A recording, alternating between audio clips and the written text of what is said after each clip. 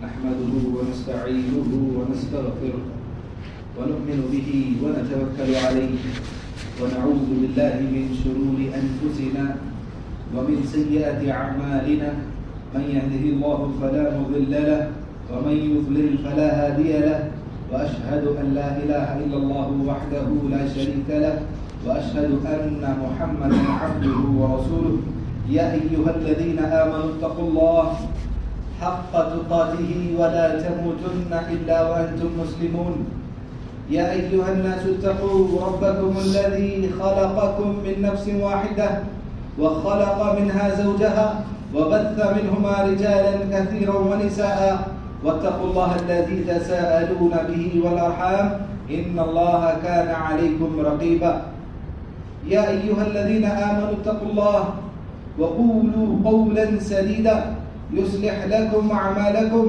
ويغفر لكم ذنوبكم ومن يطع الله ورسوله فقد فاز فوزا عظيما أما بعد فإن خير الحديث كتاب الله وخير الهدي هدي محمد صلى الله عليه وسلم وشر الأمور محدثاتها وكل محدثة بدعة وكل بدعة ضلالة وكل ضلالة في النار.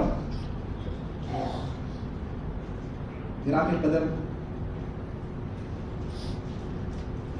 بزرگوں، نوجوان ساتھیوں، ہر قسم کی تعریف، بڑائی، کبریائی، عزت، شان اور اعلیٰ مقام اللہ وحدہ لا شریک کے لیے سزاوار ہے. درود اور سلام ہو تمام انبیاء علیہ الصلوۃ والسلام پر، خصوصاً پیارے نبی صلی اللہ علیہ وسلم. محترم حضرات،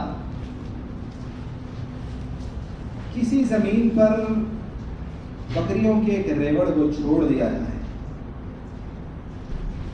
خوبصورت نظر آنے والی یہ موٹی ڈھاٹی بکریاں چل رہی ہوں، کچھ کھا پی رہی ہوں،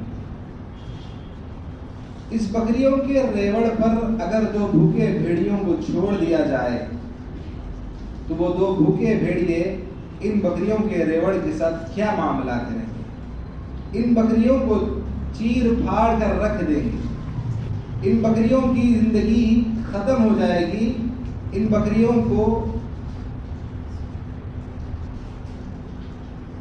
بکریوں کا جو درندے ہوں گے، جو بھیڑیے ہوں گے، وہ ان کو چیر کر پھاڑ کر کھا جائیں گے. تو ان بکریوں کے لیے ہمیں حفاظت، جس انداز میں ان بکریوں کی حفاظت کی جانی چاہیے، اس کا سب سے بڑا ذریعہ یہ ہوگا کہ ان بھیڑیوں کو ان بکریوں سے دور رکھا جائے. پیارے نبی علیہ الصلوۃ والسلام نے اپنی امت کے سامنے کئی چیزوں کو کئی مثالوں کے ذریعے واضح کیا.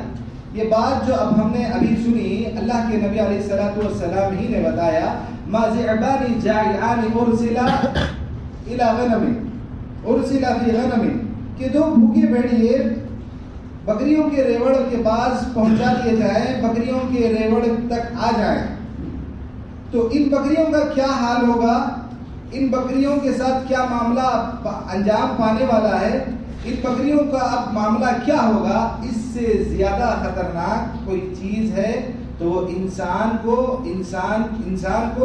دین اسلام سے، اس کی دینداری سے، اس کی ایمانی زندگی سے جو دو چیزیں انسان کی زندگی میں فساد کا اور بگاڑ کا سبب بن سکتی ہیں، وہ دو چیزیں ہیں.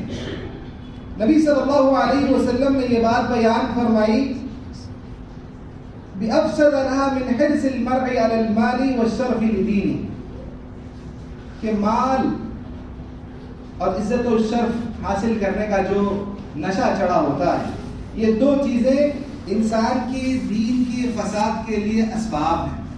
انسان کے دین کو اور اس کی ایمانی زندگی کو برباد کرنے کے لیے یہ دو چیزیں اسباب اور محرک ہیں کہ مال اور دولت کی خواہش، مال و دولت کی حرص اور لالچ، اور مقام اور مرتبے، عزت اور شہرت پانے کا جو چاہت ہوتی ہے، یہ دو چیزیں انسان کے دین کو بگاڑ کر رکھ دیتی ہیں. نبی صلی اللہ علیہ وسلم نے ایک آسان سی مثال دے کر مجھے اور آپ کو یہ سمجھایا کہ جس طرح وہ دو بھوکے بھیڑیے بکریوں کے ریوڑ کو تباہ و برباد کر سکتے ہیں، بالکل ایسے ہی یہ مال اور مال کی خواہش، مال کی طلب اور مال کی حرص اور جاہ اور منصب اور مقام اور مرتبے کا رتبہ پانے کی چاہت بھی انسان کے دین کو بگاڑ کر رکھ دیتی ہے۔ اس حدیث کو آپ حضرات کے سامنے بیان کرنے کا مقصد یہ ہی ہے کہ اس حدیث میں اللہ کے نبی نے جو دو چیزیں بیان کی، مال اور مال کی چاہت اور مقام اور منصبہ اور رتبہ پانے کی جو انسان کے اندر خواہش ہوتی ہے، یہ دو چیزیں اتنی خطرناک ہیں جس کی وجہ سے انسان کا دین برباد ہو جاتا ہے۔ یہ دو چیزیں ایسی ہیں جس کے ذریعے سے بندہ ریاکاری کے دروازے پر قدم رکھ دیتا ہے۔ یہ دو چیزیں وہ دو چیزیں ہیں جس سے انسان کے اعمال برباد ہو جاتے ہیں، انسان کے اعمال ریاکاری کے ذریعے سے برباد ہوتے ہیں، اور یہی دو چیزیں ہیں جس کے سبب بندہ ریاکاری کرتا ہے۔ اب دیکھیے گا، ہم ریاکاری سے متعلق آج کے اس خطبے میں مختصر انداز میں کچھ باتیں جاننے کی کوشش کریں گے۔ سب سے پہلی بات، ریاکاری دکھاوے کو کہتے ہیں۔ بندہ شو آف جو کرتا ہے، لوگوں کے لیے نمائش جو کرتا ہے، جو کام، جو عبادت، جو ریاضت، جو بندگی بندے کو اللہ کے لیے کرنی ہوتی ہے، بندہ وہ کام اگر اللہ کے علاوہ دوسروں کے لیے کرتا ہے تو اس کو ریاکاری کہتے ہیں۔ اور ریاکاری کرنے بندہ ریاکاری اس لیے کرتا ہے کیونکہ اس کے پیچھے دو سبب ہوتے ہیں۔ ایک دنیا کی خواہش ہوتی ہے، وہ چاہتا ہے کہ اگر کوئی بندہ مجھے دیکھے اس عمل کو کرتے ہوئے تو وہ جو مقام مجھے وہ جو مقام ہے اس مقام کو بندہ مجھے دے سکتا ہے، میرا اونچا مقام اور مرتبہ ہو سکتا ہے۔ مجھے کچھ مال کی خواہش ہے، اگر میں آگے والے کو دکھاؤں کہ میں بڑا دیندار اور نیک ہوں تو بندہ میری دینداری اور نیکی کو دیکھ کر مجھے مال دے سکتا ہے، تو اس لیے اس مال کے حصول کے لیے بندہ نیکیوں پر نیکیاں کرتا ہے، تاکہ آگے والا اس بندے کو یہ سمجھنے لگے کہ تو بڑا نمازی ہے، یہ دیندار آدمی ہے، یہ مجھے دھوکہ نہیں دے گا۔ بندے سے مال ہڑپنے کے لیے، آگے والے سے کچھ پیسہ لینے کے لیے بندہ اپنے آپ کو نیک ظاہر کرنے لگتا ہے۔ تو جو کام، جو نیکی بندے کو اللہ کے لیے کرنی تھی، وہ انسان اللہ کو چھوڑ کر آگے والے کے لیے کرتا ہے، اسی کو ریاکاری کہتے ہیں۔ ریاکاری بندہ اس لیے کرتا ہے تاکہ دنیا کا مفاد حاصل کر سکے، دنیا کا فائدہ حاصل کر سکے، یا وہ مقام اور مرتبہ، عزت اور شان کا جو مقام ہوتا ہے، مرتبہ ہوتا ہے، اسٹیٹس ہوتا ہے، اس کو حاصل کرنے کے لیے بھی بندہ ریاکاری کرتا ہے۔ یہی دو چیزیں ہیں جس کی وجہ سے بندہ ریاکاری کرتا ہے۔ اب ہم دیکھیں گے کہ یہ ریاکاری جس کے بارے میں ہم سن رہے ہیں، یہ ریاکاری کتنی خطرناک بیماری ہے۔ یہ ریاکاری دلوں کی فساد، دلوں کی بیماری ہے جو آنکھوں کو نظر نہیں آتی۔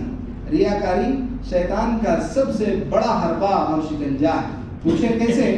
دیکھیے، شیطان ہمارا کھلا دشمن ہے۔ اللہ تعالیٰ نے صاف الفاظ میں کہہ دیا، ان الشیطان لکم عدو فاتخذوہ عدوا، یہ شیطان تمہارا کھلا دشمن ہے اور تم لوگ بھی اس شیطان کو اپنا دشمن ہی سمجھو، اللہ تعالیٰ نے کہا۔ تو شیطان بندے کو سب سے پہلے عبادت سے روکتا ہے، نیکی کی طرف آگے بڑھنے سے اس کے قدم کو روکتا ہے۔ بس شیطان یہ نہیں چاہتا کہ بندہ نیکی کی راہ پر آگے بڑھتا رہے، تو شیطان بندے کو بہکاتا ہے، اس کو دوسرے کاموں میں مشغول کر دیتا ہے، نیکی کی راہ پر اس کو آنے نہیں دیتا۔ تو ایسے موقع پر انسان شیطان کے سامنے ہار جاتا ہے، شیطان کے مکر اور فریب میں آ کر وہ بندہ نیکی کرنے سے رک جاتا ہے۔ تو بندہ اگر ایسے موقع پر رک جاتا ہے تو شیطان کی جیت ہو جاتی ہے اور بندہ ہار جاتا ہے، نیکی کی راہ، نیکی کی تڑپ اور نیکی کی خواہش بندے کے اندر ختم ہو جاتی ہے۔ لیکن وہیں اگر بندہ شیطان کو ہرا کر نیکی کے لیے آگے آ جائے، نماز کے لیے شیطان اس کو روک رہا تھا، بندہ شیطان کی نہ سن کر خالص اللہ کی عبادت کے لیے مسجد میں آ جاتا ہے، شیطان کو ہرا کر، شیطان کے مکر اور فریب اور اس کے شکنجے اور جال سے باہر نکل کر مسجد کی طرف آ جاتا ہے، تو یہ شیطان کی ہار نہیں ہوئی۔ ابھی انسان مکمل طور پر جیتا نہیں ہے۔ یہ شیطان کا دوسرا بڑا جو حملہ اب ہوتا ہے وہ انتہائی خطرناک حملہ ہوتا ہے۔ جب بندے کو شیطان عمل سے روکنے کی کوشش کرتا ہے، سب سے پہلے یہ سب سے پہلا وار اور حملہ ہے۔ جب شیطان اس وار اور حملے میں ناکامیاب ہوتا ہے تو بندے پر دوسرا وار کرتا ہے۔ یہ وار پہلے وار سے زیادہ خراب اور خطرناک ہوتا ہے۔ بندہ اللہ شیطان بندے کی عبادت میں خلل ڈالتا ہے، اس کی نیت میں کھوٹ پیدا کرتا ہے، خالص اللہ کے لیے کی جانے والی عبادت میں ریاکاری پیدا کرتا ہے، تو بندہ باوجود اس کے کہ عبادت کر لے جائے، بندہ باوجود اس کے کہ اللہ کے آگے سجدے میں سر جھکا دے، لیکن سجدے میں سر جھکانے کے ساتھ اس کے اندر ریاکاری کا مادہ اگر پیدا ہو جائے تو سجدے میں سر جھکانا وہ سجدہ اس کے لیے گناہ کا سبب بن جاتا ہے۔ یہ شیطان کا دوسرا بڑا مکر ہے، یہ شیطان کا سب سے بڑا خطرناک حربہ ہے کہ انسان کو نیکی سے روکتا ہے، لیکن اگر روکنے میں کامیاب نہ ہو سکا، بندہ نیکی کی طرف آگے آ گیا تو ایسے بندے کو ریاکاری میں مبتلا کرتا ہے۔ یہی ریاکاری اس بندے کی عبادت اس کے لیے گناہ بن جاتی ہے۔ میں اور آپ یہ دیکھیں کہ ہمارا اپنے سماج اور معاشرے میں دیکھتے ہیں کہ ہم میں سے ایسے کتنے لوگ ہیں جو اپنے اندر یہ مادہ لے کے چلتے ہیں کہ ہم کو ہماری تعریف ہمارے کان سنیں، ہمارے کان ہماری تعریف سنیں، یہ ہمیں اچھا لگتا ہے، اس سے ہمارا نفس پھولنے لگتا ہے، ہم کو یہ محسوس ہونے لگتا ہے کہ ہم بڑے عظیم آدمی ہیں۔ یہ ایسا کیوں ہے؟ یہ انسان کے اندر شیطان کا چوکا لگاتا ہے۔ انسان کی نفس اور طبیعت ہے کہ وہ اپنی تعریف پر خوش ہوتا ہے۔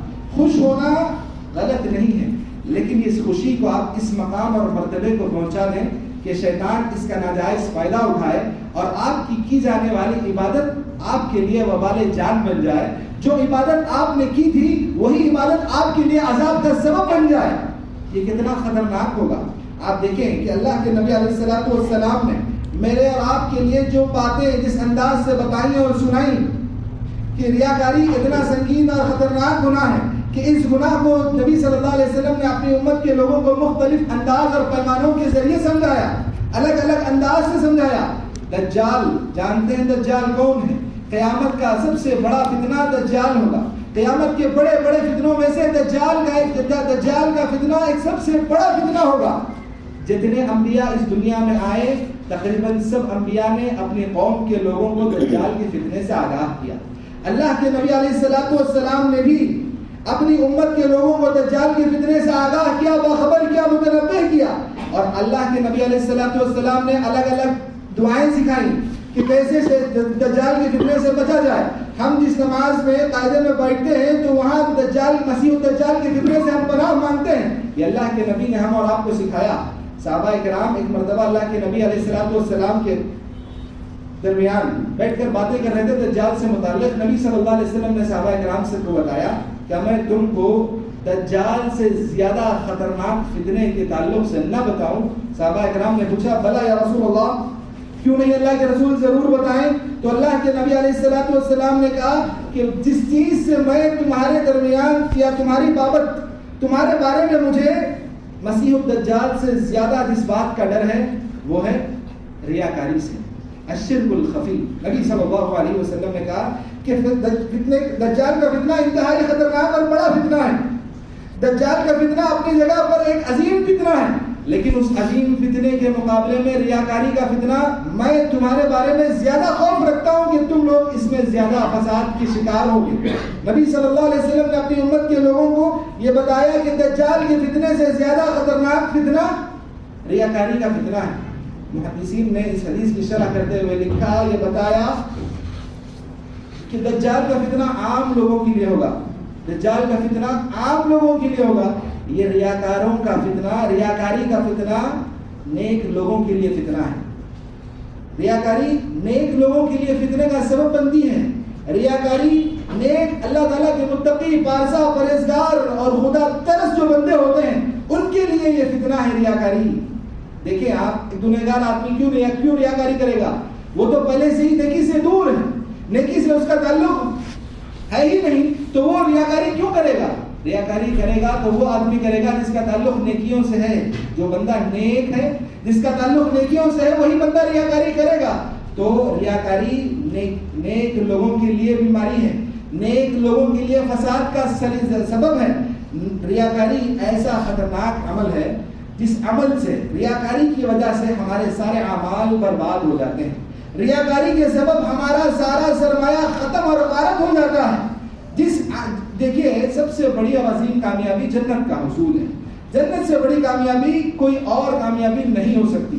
اللہ تعالیٰ نے کہا فَمَنْ زُحْزِحَ عَنِ النَّارِ وَأُدْخِلَ الْجَنَّةَ فَقَدْ فَازَ۔ جو آدمی جہنم سے بچا لیا گیا، جنت میں داخل کر دیا گیا، تو یہی اصل کامیابی ہے، فوز عظیم۔ اللہ نے اسی جنت کو کہا۔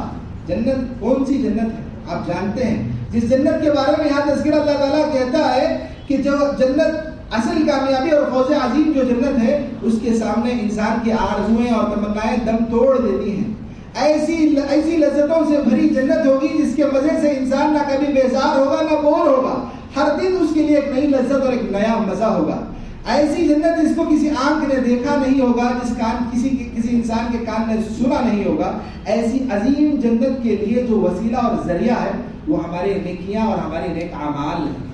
ہماری نیکیاں ہیں، ہماری وہ بندگی جو ہم اللہ کی رضا کے لیے کرتے ہیں، یہ ایک وسیلہ اور سبب اور ذریعہ ہے ہم کو اس جنت تک پہنچانے کے لیے۔ اور یہ اعمال جو ہیں، یہ نیکیاں جو ہیں، یہ ریاکاری کے سبب بیکار ہو جا سکتی ہیں۔ ریاکاری اگر ان اعمال میں داخل ہوئی تو یہ اعمال برباد اور بیکار ہو جا سکتے ہیں۔ اگر یہ اعمال برباد ہوئے تو ہمارے پاس جنت کو جانے کا جو وسیلہ تھا وہ ختم ہو جائے گا، جو راستہ تھا، جن نیک اعمال کے راستے کے ذریعے ہم جنت تک پہنچ سکتے تھے، اس جنت کا راستہ یہ نیک اعمال ختم ہو جائیں گے۔ ریاکاروں کے لیے یہ اعمال ختم ہو جائیں گے۔ اللہ کے نبی علیہ الصلوۃ والسلام نے اللہ تعالیٰ سے روایت کیا، صحیح مسلم کی حدیث ہے، حضرت ابو ہریرہ رضی اللہ تعالیٰ عنہ اللہ کے نبی سے روایت کرتے ہیں، اور اللہ کے نبی اللہ عز و جل سے روایت کرتے ہیں کہ اللہ تعالیٰ یہ کہتا ہے کہ انا اغنی الشرک، میں پاک ہوں، انا اغنی شرکا یعنی شرک، میں پاک ہوں ان تمام شرک سے، ان تمام شرکا سے جو میرے علی من عمل عملا اشرک فیہ معی غیری، جو کوئی انسان میرے ساتھ کسی اور میرے عمل کے میرے لیے جو عمل کرنا تھا اس کو میرے ان اعمال میں میرے علاوہ کسی دوسرے کو بھی شریک ٹھہراتا ہے، ترکتہ وشرکہ، میں اس بندے کو بھی اور اس کے عمل کو دونوں کو چھوڑ دیتا ہوں۔ ایک اور حدیث ہے جس میں اللہ کے نبی نے کہا کہ فمن عمل منهم بعمل الآخرۃ للدنیا، وہ عمل جو آخرت میں فائدہ پہنچانے والا تھا، وہ عمل بندہ اگر دنیا کی طلب کے لیے، دنیا کے حصول کے لیے کرتا ہے، فلیس لہ فی الآخرۃ من نصیب، تو آخرت میں اس کا کوئی حصہ نہیں ہے، آخرت میں اس کو کوئی بدلہ نہیں دیا جائے گا۔ یہ دو حدیثیں مجھے اور آپ کو یہ پیغام دیتی ہیں کہ عبادت اللہ کا حق ہے، عبادت اللہ کا حق ہے، ہم سجدہ اللہ کے لیے کریں۔ کوئی انسان ہم کو دیکھ رہا ہے، اس کے دیکھنے کی وجہ سے ہم اپنے سجدے کو خوبصورت نہ بنائیں۔ کوئی انسان ہم کو دیکھ رہا ہے تو ہم اپنے رکوع کو لمبا نہ کریں۔ کوئی انسان ہمیں جب ہم اللہ کی راہ میں دیتے ہیں تو دینے کے ساتھ ہمارے ذہن و دماغ میں یہ خیال آئے کہ لوگ مجھے بڑا دیاوان کہیں، بڑا جواد اور سخی کہیں، بڑے اللہ کی راہ میں دینے والا کہیں۔ ہم علم اس لیے حاصل کریں کہ ہم وقت کے بڑے عالم کہلائیں، ہم تقریر اس لیے اچھی کریں تاکہ ہم وقت کے خطیب کہلائیں۔ یہ ساری باتیں، ذکر و اذکار ہم اس لیے کریں، لوگوں پر احسان ہم اس لیے کریں تاکہ لوگ ہم کو جانیں کہ ہم بڑے انسانیت کے محسن ہیں۔ یہ جو کام ہم اللہ کے لیے کریں، ان کاموں کا فائدہ اگر ہم دنیا سے چاہتے ہیں، دنیا کے لوگوں سے چاہتے ہیں، ہمارے کاموں کو خوش کرنے کے لیے چاہتے ہیں، تو جان لیجئے فما لہم من آخرۃ من نصیب، ان لوگوں کے لیے آخرت میں کوئی حصہ نہیں رہے گا۔ اللہ تعالیٰ نے کہا کہ ترکتہ وشرکہ، میں اس بندے کو بھی چھوڑ دیتا ہوں جس نے ریاکاری کی، اور اس کے عمل کو بھی چھوڑ دیتا ہوں جو ریاکاری سے بھرا ہوا ہے۔ تو آپ اندازہ لگائیے، وہ کام جو ہم کو جنت تک پہنچا سکتے ہیں، وہ نیکیاں، وہ نیک اعمال اور اعمال صالحہ جو ہمارے لیے جنت کا وسیلہ اور راستہ ہے، ان ریاکاری کے سبب ہلاک اور برباد ہو کر رہ سکتے ہیں۔ اللہ تعالیٰ نے قرآن کریم میں بہت ساری مثالیں الگ الگ انداز اور پیمانے کی دی اور سمجھائیں۔ ایک مثال ریاکاری سے متعلق جو اللہ تعالیٰ نے دی، اللہ نے کہا کہ مثل الذین ینفقون اموالہم، وہ لوگ جو اللہ تعالیٰ کی راہ میں مال خرچ کرتے ہیں، ابتغاء مرضات اللہ تعالیٰ کی خواہش کے لیے، اللہ کی رضا کے لیے، اللہ کی خوشنودی حاصل کرنے کے لیے جو لوگ اللہ کی راہ میں مال خرچ کرتے ہیں، وَتَثْبِيتًا مِنْ أَنفُسِهِمْ، پوری دل جوئی کے ساتھ، پورے دل کے اطمینان کے ساتھ، ایسا نہیں کہ دل میں درد ہو رہا تھا کہ اللہ کی راہ میں پیسہ خرچ کریں کہ نہ کریں، خرچ نہیں کریں گے تو ہمارا وہ کام نکل جائے گا، ہمارا یہ کام نکل جائے گا، پوری ثابت قدمی کے ساتھ، پورے دل کے اطمینان کے ساتھ اللہ کی رضا کے لیے جن لوگوں نے مال خرچ کیا، کمثل جنت بربوہ، تو ان کی مثال اس جنت کی جیسی ہے۔ جنت کہتے ہیں ایسے باغ کو جس کی زمین دھوپ کی چھاؤں سے، جس کی زمین پر دھوپ کی کرنیں نہ پڑے، جس کے درخت اتنے گھنے ہو کہ جس کی زمین پر دھوپ کی کرنیں نہ پڑیں، اور یہ اونچے مقام پر رہنے والا ایک باغ ایسا جس کی مثال اللہ نے دی، اصابہ وابل فاتت اکلہا ضعفین، جس پر ہلکی سی بارش بھی اگر آتی ہے تو اس کا پھل دگنا ہو جاتا ہے، اگر بارش نہیں بھی آئی تو ایک پھل جو درختوں میں آتا ہے وہ تو آ ہی جاتا ہے۔ تو اب اللہ تعالیٰ اس مثال کو بیان کرنے کے ساتھ یہ سمجھاتا ہے واللہ بما تعملون بصیر، اللہ تعالیٰ جو کچھ تم عمل کرتے ہو دیکھتا ہے۔ تو بات یہ سمجھ میں آئی کہ جو کام اللہ کی رضا اور خوشنودی کے لیے کیا جاتا ہے اس میں اللہ تعالیٰ اس عمل میں اللہ تعالیٰ برکت دے دیتا ہے، اس عمل میں اضافہ اور بڑھوتری اللہ تعالیٰ رکھ دیتا ہے، اس کی برکت اس قدر عظیم ہوتی ہے کہ وہ ہم کو دگنا لگنے لگتا ہے۔ یہ اللہ تعالیٰ کے لیے کیا جانے والا عمل ہے۔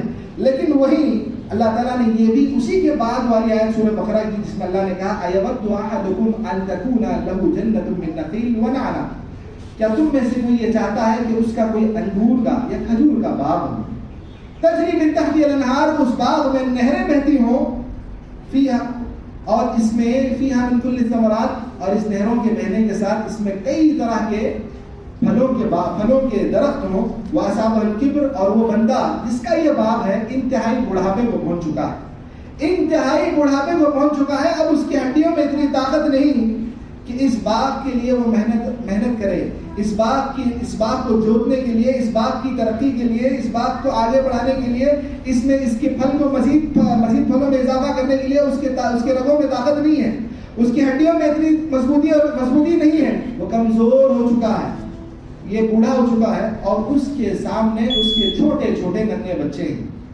اس کے ایسے بچے ہیں جو خود اپنے اوپر بوجھ ہیں اور ساتھ میں اس بوڑھے باپ پر بھی بوجھ ہیں۔ اب ایسے موقع پر بوڑھا باپ کیا چاہے گا؟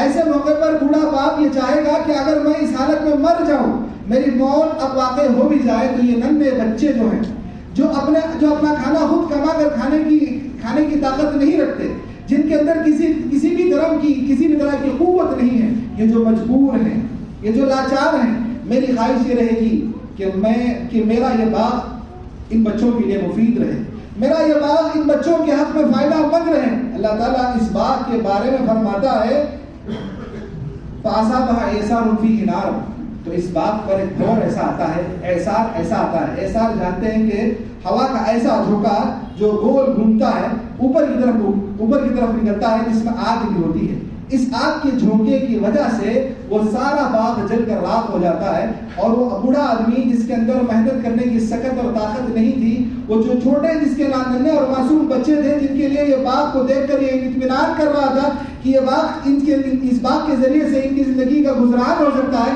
اس باغ کو اللہ جلا کر تباہ و برباد کر دے گا، تو ایسے باپ پر کیا گزرے گی؟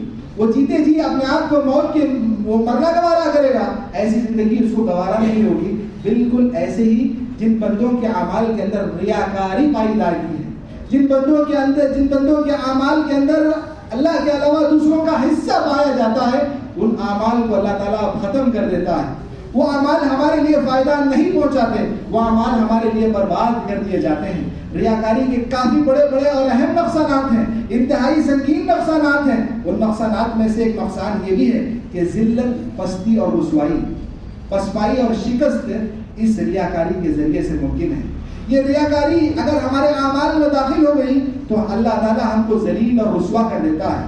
اس ریاکاری کے ذریعے سے اللہ تعالیٰ ہمارے عیوب کو ظاہر کر دیتا ہے، فرد کے تعلق سے بھی اور پوری امت کے حوالے سے بھی دونوں حدیثیں موجود ہیں۔ اس میں اللہ نے کہا کہ من سمع سمع اللہ بہ، جو آدمی اپنی نمائش کے لیے، اپنے نام کو بڑھانے کے لیے کوئی عمل ایسا کرتا ہے تو اللہ تعالیٰ اس کے عیوب کو ظاہر کر دیتا ہے۔ ایسا آدمی جو چاہتا ہے کہ میں لوگوں کے درمیان مشہور ہو جاؤں، اللہ تعالیٰ ایسے آدمی کو ذلیل کر دیتا ہے۔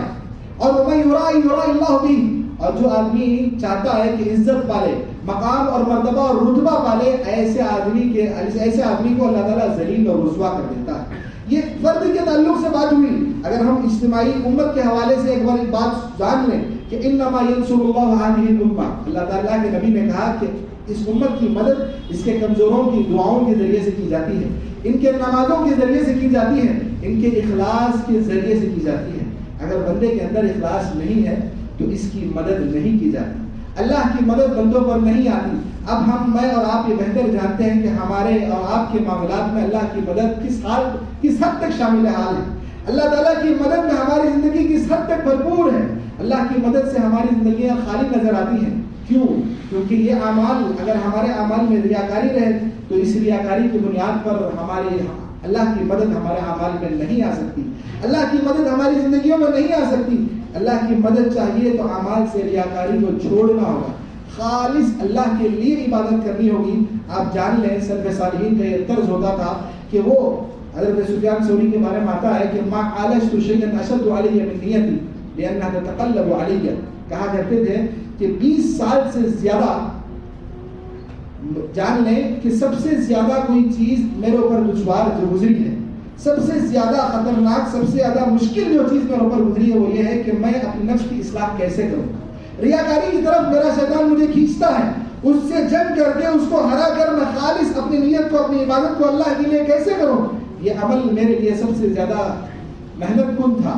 یہ عمل میرے لیے سب سے زیادہ دشوار تھا کہ عمل ہر موقع پر بگڑ جاتی ہے، یہ نیت ہر موقع پر بدل جاتی ہے. نیت کے اخلاص کی ہمیں اور آپ کو کوشش کرنی چاہیے. اللہ تعالیٰ سے دعا ہے کہ اللہ تعالیٰ ہمارے اعمال سے ریاکاری کو ختم کرے، ہمیں تیری خالص عبادت کرنے والا بنائے. اللہ تعالیٰ سے دعا ہے کہ اللہ تعالیٰ ہم نے جو پریشان حال، بیمار اور لاچار اور مجبور ہیں، اللہ ہمارے لیے راستہ آسان فرما دے. اقول قولي هذا استغفر الله لي ولكم ولسائر المسلمين من كل ذنب واستغفروه انه هو الغفور الرحيم.